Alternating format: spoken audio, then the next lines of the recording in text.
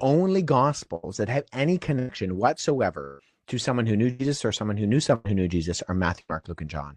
We can tie the provenance and the chain of custody going right back into the early Jesus community with the disciples or people who were directly tied to the disciples. So Matthew is a disciple, John is a disciple, Mark is said to have been the traveling companion of Peter and records what Peter says. And then Luke is a traveling companion of Paul, but it seems to have direct source information, as he says in the preface to his gospel. He's interviewing eyewitnesses. And there's a very early church tradition that very clearly dictates, okay, how would he have found the birth narrative of Jesus? Well, he probably talked to Mary.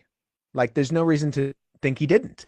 And because he's very forward with his information when he says, I'm interviewing eyewitnesses who are there from the beginning. And so he's not trying to pass himself off as an eyewitness. He could do that if he's being disingenuous, dishonest, but he doesn't. He said that he's recording an orderly account for this individual Theophilus, and he's going and he's finding the eyewitnesses and the source information. He's making sure that you're aware of that fact right off from the beginning.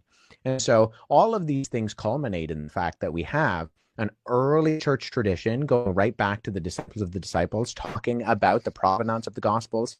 We have the content of the Gospels and the fact that they tie themselves to the places and the times that they're speaking of.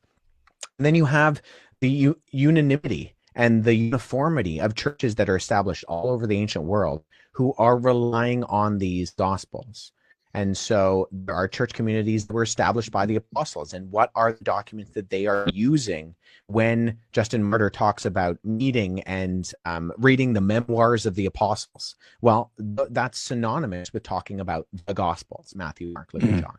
Mind you, one gospel, right? That's the idea. The titles come from the fact that there's one gospel. That's the gospel of Jesus Christ. And that's according to Matthew, Mark, Luke, and John. So it's not that there are different gospels. They kind of become situated as a form of literature. But the whole point of that title is that the good news of Jesus Christ has come into the world, and that's established a new world order with the Jesus Revolution. And that's a story that's being written by and biographically ordered by Matthew, Mark, Luke, and John. And you have internal credibility.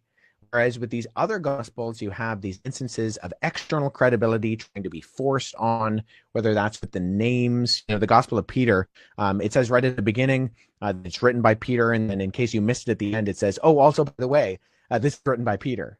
Like, it's really trying to hit home. Hey, I'm Peter. And I wrote this gospel.